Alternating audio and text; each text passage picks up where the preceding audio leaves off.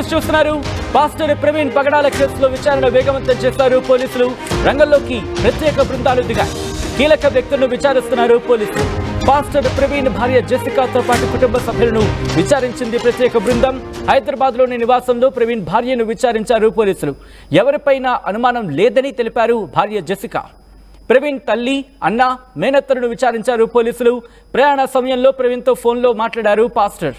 ఆ పాస్టర్ను కూడా విచారించారు పోలీసులు. ప్రవీణ్ ప్రయాణ విషయాలు తెలిసిన జాన్, ఆకాష్లను విచారించారు పోలీసులు. విచారణను రికార్డ్ చేస్తున్నారు పోలీసులు. ఈ నేపథ్యంలో ఆ విచారణ వేగవంతం చేయడం జరుగుతోంది. ఇప్పటికే సీసీ కెమెరా ఫుటేజ్లను ఆధారంగా ఇన్వెస్టిగేషన్ జరుగుతూ ఉంటాయి. దాంతోపాటు ట్రాన్స్పోర్ట్ డిపార్ట్మెంట్కి సంబంధించి అక్కడ కూడా ఇన్వెస్టిగేషన్ వేగవంతం చేయడం జరుగుతోంది. దాంతోపాటు టాక్సికాలజీ రిపోర్టు కోసం వెయిట్ చేస్తున్నట్టు చెప్పుకొచ్చిన సందర్భం, అలాగే పోస్ట్ మార్టం రిపోర్టు కోసం కూడా వెయిట్ చేస్తున్నట్టు చెప్తున్న సందర్భం. ఇటువంటి నేపథ్యంలో ప్రస్తుతం ఇన్వెస్టిగేషన్ ఎంతవరకు వచ్చింది, ఎటువంటి డెవలప్మెంట్స్ ఉన్నాయి, ఇదే అంశానికి సంబంధించి పోలీసు ఉన్నతాధికారులు ఏమంటున్నారు? ఇటు పాస్టర్ ప్రవీణ్ పగడాల ఈ కేసును దర్యాప్తు చేస్తున్న ఎస్పీ రియాక్ట్ అవ్వడం జరిగింది. ఏమంటున్నారో చూద్దాం. నెక్స్ట్ ఫ్యామిలీ మెంబర్స్ అందరినీ కూడా వారిని క్లియర్గా అక్కడ మా టీం ఉంది, వారిని 1-2 సార్లు ఎగ్జామిన్ చేస్తున్నాం. We're getting recorded also. So వారెవరు కూడా అనుమానం ఏమైనా ఉందంటే ఇంతవరకు కూడా వ్యక్తం చేయలేదు ఫ్యామిలీ మెంబర్స్. సో దానికి కూడా మళ్ళీ తరిచి అక్కడే ఉండమన్నాం, ఏమైనా గుర్తు వచ్చి చెప్తారా అని. సో దాంట్లో వాళ్ళ ఫ్యామిలీ మెంబర్స్ ఉంటే మదర్ని ఎగ్జామిన్ చేసాం, వైఫ్, నెక్స్ట్ బ్రదర్, నెక్స్ట్ ఏమో మేనత్ ఒక ఆమె ఉంది, అరుణ జ్యోతిని, వాళ్ళని కూడా ఎగ్జామిన్ చేసాం. రైట్, అది పోలీసులు చెబుతోంది. ఇటు కుటుంబంతో సహా మరికొంతమందిని విచారించాం. ఆ విచారించిన నేపథ్యంలో ఇంకొకసారి కూడా విచారించడం జరుగుతుంది, అవసరమైతే మరికొన్నిసార్లు కూడా విచారించడం జరుగుతుందంటూ పోలీసులు చెప్తున్న సందర్భం. ఈ నేపథ్యంలో ఇన్వెస్టిగేషన్ ఎంతవరకు వచ్చింది, ఎటువంటి అంశాలను వెలుగులోకి తీసుకురావడం జరిగింది, ఎటువంటి డెవలప్మెంట్ చోటు చేసుకున్నారు తెలుసుకునే ప్రయత్నం చేద్దాం. మా ప్రతినిధి ప్రకాష్ అప్డేట్స్ అందించేందుకు సిద్ధంగా ఉన్నారు. ప్రకాష్, ఇటు పాస్టర్ ప్రవీణ్ పగడాల మృతికి సంబంధించి ఈ కేసులో ఎటువంటి డెవలప్మెంట్ చోటు చేసుకున్నాయి, పోలీసు ఇన్వెస్టిగేషన్ ఎంతవరకు వచ్చింది? సచిన్, ఏదైతే పాస్టర్ ప్రవీణ్ పగడాలకు సంబంధించిన కేసును అయితే ఇంకా విచారణ అయితే వేగవంతం చేస్తున్నారు. దానికి సంబంధించినటువంటి ఆధారాల సేకరణలో ప్రత్యేక బృందాలు, ఏదైతే పోలీసులు 5 ప్రత్యేక బృందాలు గత కొన్నాళ్ళ నుంచి కూడా నిర్వీర్యంగా పనిచేస్తున్నారు. వాళ్ళు సేకరించినటువంటి వివరాలు నిన్న మొదటిసారిగా ఏవైతే సేకరించారో అవన్నీ కూడా ప్రైమరీ రిపోర్ట్ గా నిన్నైతే చూపించినప్పటికీ ఇంకా దీనిపై వాళ్ళ అనుమానాలు ఉన్న నేపథ్యంలోనే 5 బృందాలు కూడా హైదరాబాద్ నుంచి విజయవాడకు కూడా ఆయన ప్రయాణాన్ని నిన్నటి వరకు కూడా సేకరించారు. అలాగే విజయవాడ నుంచి ఎక్కడైతే రాజమండ్రి వరకు 2 బృందాలు పనిచేశాయి. అలాగే ముఖ్యంగా మరొక బృందం ఈ యొక్క ఫోన్ సంబంధించినటువంటి సంభాషణలు, ఆయన లొకేషన్ల ఆధారంగా ఆయన టవర్ సంబంధించిన లొకేషన్లు అన్ని కూడా విచారణ అయితే సేకరిస్తున్నారు. ముఖ్యంగా ఆయన జర్నీ సమయంలో తన భార్యతో చెప్పి 1 గంట సమయంలో హైదరాబాద్ నుంచి బయలుదేరారు. 11 గంటల నుంచి బయలుదేరిన హైదరాబాద్ కట్అవుట్స్ నుంచి అయితే 1 గంటగా క్రాస్ అయినట్టుగా ఆ యొక్క లొకేషన్ ఆధారంగా ఈ యొక్క బృందాలు సేకరించాయి. అందులో ముఖ్యంగా ప్రయాణంలో చూసుకుంటే తన ప్రయాణానికి విషయం, రాజమండ్రి వస్తున్న విషయం భార్యతో పాటు ఆకాష్, జాన్ అనే వ్యక్తులకు మాత్రమే తెలుసు. వాళ్ళనైతే మొత్తం విచారిస్తున్నారు. ఆకాష్ తో పాటు జాన్ కూడా విచారిస్తూ ఎప్పుడు మాట్లాడారు, ఈయన ఎప్పుడు బయలుదేరుతున్నానని మీతో చెప్పడం జరిగింది. ఈ యొక్క విషయాలు అయితే వాళ్ళ పోలీసులు అయితే విచారిస్తున్నారు. అంతేకాకుండా ముఖ్యంగా ఎవరైతే పాస్టర్ ప్రవీణ్ పగడాలకు సంబంధించిన కుటుంబ సభ్యులను వాళ్ళను కూడా విచారణ అయితే పలు రకాల, మీకు ఏమైనా అనుమానాలు ఉన్నాయా, ఎవరైనా పైన మీకు అనుమానం ఉందా అంటూ పలు అనుమానాలు ఉన్న నేపథ్యంలోనే ఇటువంటి విషయాలు కూడా విచారించడమే కాకుండా మీకు చివరిసారిగా చెప్పి ఏ విధంగా వెళ్ళారని ఆ భార్య జెసికాను కూడా మాట్లాడారు. జెసికాతో కూడా విచారణ చేసి పలు కీలక విషయాలు కూడా తెలుసుకుని అవన్నీ కూడా పోలీసులు రికార్డ్ చేసుకుంటున్నటువంటి పరిస్థితి ఉంది. అంతేకాకుండా ప్రవీణ్ మేనత్ను కూడా ఎవరైతే ఉన్నారో వాళ్ళని కూడా విచారించారు. కుటుంబ సభ్యులు మరో కొంతమందిని విచారించి ఎవరైతే కుటుంబ సభ్యుల్లో ఆయనకి చనువుగా ఉంటూ ఆయనతో మాట్లాడుతూ కలిసి తిరిగే వ్యక్తుల నుంచి కూడా పలు అంశాలను కూడా మాట్లాడి రికార్డ్ చేసుకున్నటువంటి పరిస్థితి ఉంది. అంతేకాకుండా ఆయన సంబంధించినటువంటి ప్రతి విషయాన్ని కూడా ఎవరైతే మనకి వచ్చే దారి విషయంలో మనకి ఒక 42 నిమిషాలు పాస్టర్ తో ఫోన్ లో మాట్లాడారు. ఆ ఫోన్ లో మాట్లాడినటువంటి పాస్టర్ అయితే విచారిస్తే 40 నిమిషాలు ఏం మాట్లాడుకున్నారు అనే అంశంపై కూడా విచారణ అయితే చేస్తున్నారు. ఆయన చెప్పడం ప్రధానంగా ఈ యొక్క మినిస్ట్రీ విషయాల కోసం మాట్లాడారు తప్ప వేరే విషయాలు రాలేదు. అంతేకాకుండా ఆయన ఎక్కడి నుంచి ఎక్కడికి వెళ్తున్నాము, ఎక్కడికి ప్రయాణం చేస్తున్నాం అనే విషయాలు కూడా ఆయన ఏ విధంగానూ కూడా చెప్పలేదని చెప్పడం జరిగింది. అంతేకాక ఇంకా మరిన్ని విషయాలు ఇంకా మాట్లాడుతున్నారు. ఇప్పుడు ఏ సమయానికి మీరు కాల్ చేశారా, ఆయనే మీకు ఫోన్ చేశారా అనే విషయం కూడా అడిగిన నేపథ్యంలో ఆయన పాస్టర్ ప్రవీణ్ కి అయితే 42 నిమిషాలు మాట్లాడిన పాస్టర్ ఎవరైతే ఉన్నారో ఆ పాస్టరే ఫోన్ చేసిన తర్వాత ఫోన్ ప్రవీణ్ లిఫ్ట్ చేయకపోవడం, తర్వాత ఆయనే మళ్ళీ ఫోన్ చేసి ఆయనతో మాట్లాడడం, అలాగే 42 నిమిషాలు కూడా నిర్విరామంగా మాట్లాడి ఆయనతో సంభాషించినటువంటి పరిస్థితి ఉంది. అలాగే భార్యతో కూడా పలుసార్లు చేసినప్పటికీ మాట్లాడారు. అలాగే చివరిగా కాల్ ఎండింగ్ సంబంధించిన రిపోర్ట్ తో పాటు రామ్మోహన్ కి ఎలాగా తెలిసిందే రామ్మోహన్ చివరిసారిగా మాట్లాడారు. ఇటువంటి కాల్ సంబంధంలో ఫోన్ లొకేషన్ అన్ని కూడా ట్రేస్ అవుట్ అయితే చేస్తున్నారు. అందులో ట్రేస్ అవుట్ లో భాగంగా విజయవాడ చేరినటువంటి ఈ యొక్క పాస్టర్ ప్రవీణ్ అయితే విజయవాడ చేరుకున్నటువంటి ఆయన మళ్ళీ ప్రధానంగా 5 గంటల ప్రాంతానికి అయితే విజయవాడ 5:12 గంటలకైతే విజయవాడ చేరుకున్నారు. అక్కడ నుంచి ఏదైతే చెన్నై కోల్కతా జాతీయ రహదారిపై ఉన్నటువంటి అలాగే క్యూ బ్రిడ్జ్ ఏదైతే ఉందో వాహనంపై సాయంత్రం 5 గంటలకై దాటినట్టుగా వాళ్ళైతే సీసీ ఫుటేజ్ చేకరించారు. 5:25 ఆయన మహానాడు కూడల మీదుగా వెళ్తున్నట్టు అక్కడ సీసీ కెమెరాలు సేకరించారు. అంతే అక్కడ లాస్ట్ సీసీ ఫుటేజ్ అయితే విజయవాడలో అక్కడ మాత్రమే లభ్యమైనట్టుగా పోలీసులు విచారిస్తున్నారు. 5:25 నుండి 8:45 వరకు కూడా ఆయన ఫోన్ లొకేషన్ కావచ్చు, ఆయన ఆచూకీ కావచ్చు, ఎటువంటివి కూడా లభ్యం కాలేదని పోలీసులు అయితే భావిస్తున్నారు. వీటిపై కూడా మరొక ప్రత్యేక బృందం అయితే వీటిపై పనిచేస్తుంది. ఆయన విజయవాడలో 5:25 నుంచి 8:45 వరకు ఆయన ఏం చేశారు, ఎక్కడికి వెళ్లారనే కోణంలో కూడా పోలీసులు విచారణ అయితే వేగవంతం చేస్తున్నారు. ఆయన తర్వాత ఆయన 8 గంటల ప్రధానంగా 8:45 ఎలికేపాడు దగ్గర ఉన్నటువంటి అక్కడ టోల్గేట్ జాతీయ రహదారిపై దాటినట్టుగా 2 సీసీ ఫుటేజ్లు అయితే పోలీసులు అయితే సేకరించారు. రెండింటి మధ్య దూరం ఒక 5 కిలోమీటర్లు మాత్రమే. ఇటువంటి విషయాలన్నీ కూడా వాళ్ళంతా కూడా చేసినటువంటి పరిస్థితి ఉంది.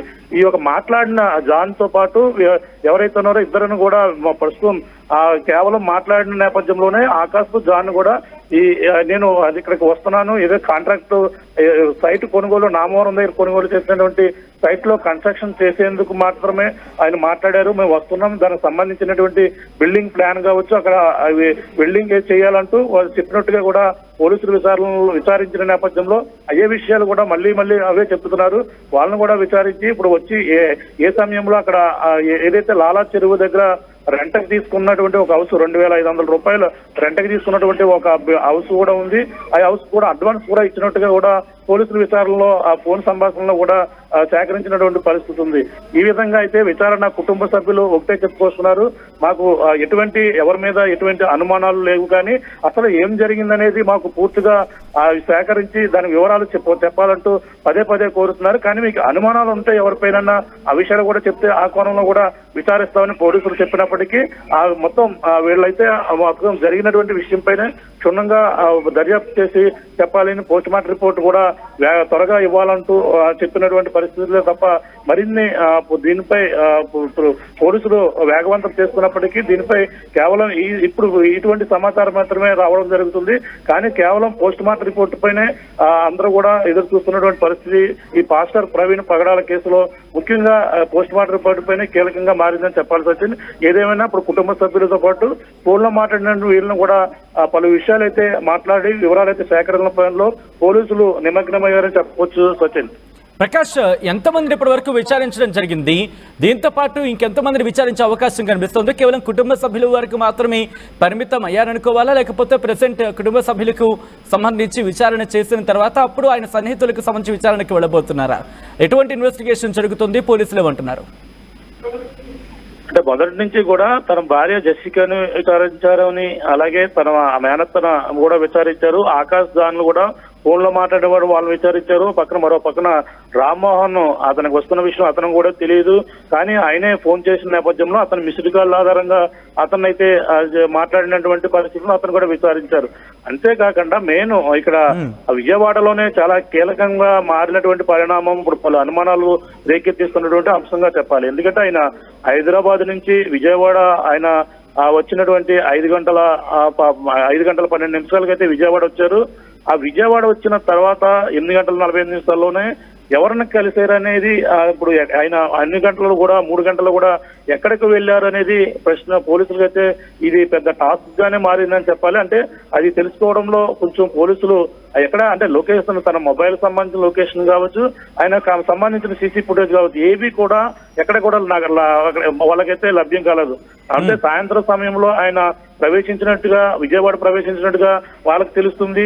అలాగే రాత్రి సమయంలో మళ్ళీ సాయంత్రం 5 గంటల వరకు కూడా అతను విజయవాడ సేఫ్ గానే కనిపించినట్టు ఉంది. కానీ ఈ సాయంత్రం 8 గంటల 45 నిమిషాల నుంచి ఏదైతే మనకి ఎనికలపాడు సంబంధించిన అక్కడ నుంచే లైట్ బ్లింక్ అవుతూ వెళ్తున్నట్టుగా లైట్ ఎదర హెడ్లైట్ లేకపోవడంతోనూ ఇటువంటి అంశాలు ఇప్పటికే సేకరించారు. అక్కడి నుంచే ఈ యొక్క లైట్ పని చేయకుండా రావడం, ఆ యొక్క కేవలం ఆ యొక్క సిగ్నల్ లైట్ వెలుతురులోనే ప్రయాణం చేయడం అనేది పలు అనుమానాలకు తావుతీస్తుంది. ఆయన 3 గంటల తర్వాత బయటికి ఏ విధంగా వచ్చారు, బైక్ మీద డ్రైవ్ చేస్తున్న అతనా కాదా అని పలు అనుమానాలు రేకెత్తించగా రకరకాలుగా దీనిపై అనుమానాలు వస్తున్నాయి. అవన్నీ కూడా నివృత్తి చేయవలసిన పనిలో పోలీసులు అయితే నిమగ్నమయ్యారు. పలు విధాలుగా బైక్ మీద వాళ్ళ చెల్లి కూడా మాట్లాడింది. బైక్ మీద ప్రయాణం చేస్తున్నది మా అన్నయ్య కాదు, ఆయన పాస్టర్ ప్రవీణ్ ప్రగడాల కాదు, ఆయన ఆ విధంగా ఉండరు, సన్నంగా ఉంటారు, ఆయన లావుగా ఉన్నారు, అందులో ఏదో ఒక ఆయన్ని ఏదో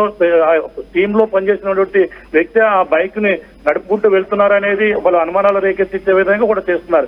కానీ పోలీసులు మాత్రం దీన్ని అతనే పాస్టర్ ప్రవీణ్ డ్రైవ్ చేసుకుంటూ వచ్చారు, సిగ్నల్ లోనే ప్రయాణం చేస్తూ వచ్చు, అక్కడ ప్రమాదానికి గురయ్యారు అనేది పోలీసులు ఇన్వెస్టిగేషన్ లో చెప్పడం జరిగింది. అంటే ప్రమాదం జరిగిన తర్వాత తనపై ఒంటిపై ఉన్నటువంటి గాయాలు అవన్నీ కూడా ఏదైతే ఇన్వెస్టిగేషన్ అయితే పూర్తయినప్పటికీ ఈ యొక్క పోస్ట్ మార్టం రిపోర్ట్ లోనే తన ప్రమాదానికి గురై చనిపోయారా లేదంటే ఎవరైనా చంపారా అనేది తెలియాల్సిన పరిస్థితి ఉందని చెప్పాలి సజ్జల్. రైట్ ప్రకాష్, ఒక్కసారి మీరు లైన్లోనే ఉండే ప్రయత్నం చేయండి.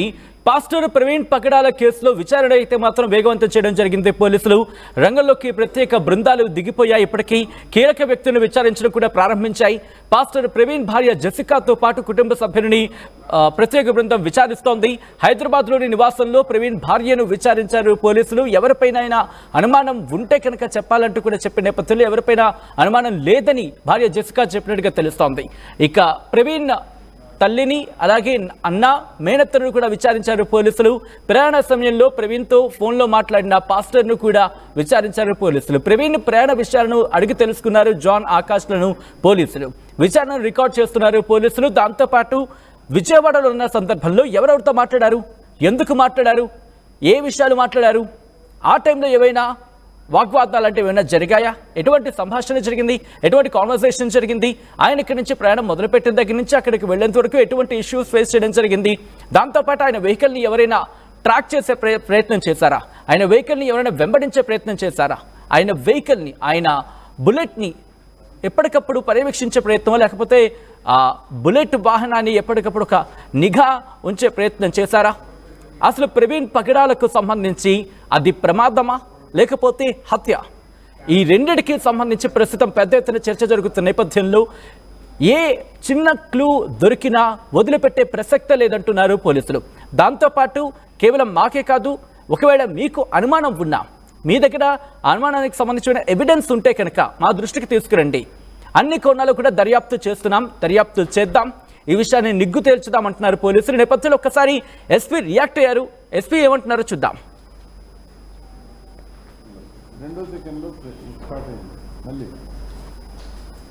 నెక్స్ట్ ఫ్యామిలీ మెంబర్స్ అందరినీ కూడా వారిని క్లియర్గా అక్కడ మా టీం ఉంది, వారిని 1కి 2 సార్లు ఎగ్జామిన్ చేస్తున్నాం. We're getting recorded also. So వారెవరు కూడా అనుమానం ఏమైనా ఉందంటే ఇంతవరకు కూడా వ్యక్తం చేయలేదు ఫ్యామిలీ మెంబర్స్. సో దానికి కూడా మళ్ళీ తరిచి అక్కడే ఉండమన్నాం, ఏమైనా గుర్తు వచ్చి చెప్తారా అని. సో దాంట్లో వాళ్ళ ఫ్యామిలీ మెంబర్స్ ఉంటే మదర్ని ఎగ్జామిన్ చేసాం, వైఫ్, నెక్స్ట్ బ్రదర్, నెక్స్ట్ ఏమో మేనత్ ఒక ఆమె ఉంది, అరుణ జ్యోతిని, వాళ్ళని కూడా ఎగ్జామిన్ చేసాం. చూడండి అవన్నీ మనము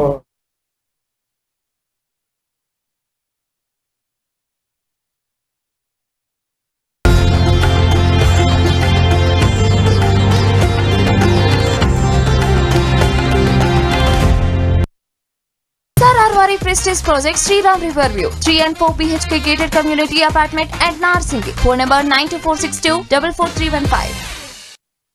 మా కస్టమర్లకు శ్రేయోభిలాషులకు ఉగాది శుభాకాంక్షలు. మీ ప్లాట్లు విల్లాలు అమ్మాలన్నా కొనాలన్నా సంప్రదించండి ఎన్ఎస్ఆర్ డెవలపర్స్. మా కస్టమర్లకు శ్రేయోభిలాషులకు శ్రీ విశ్వవసునామ సంవత్సర ఉగాది శుభాకాంక్షలు. ఇట్లు central bank of India zonal office Hyderabad.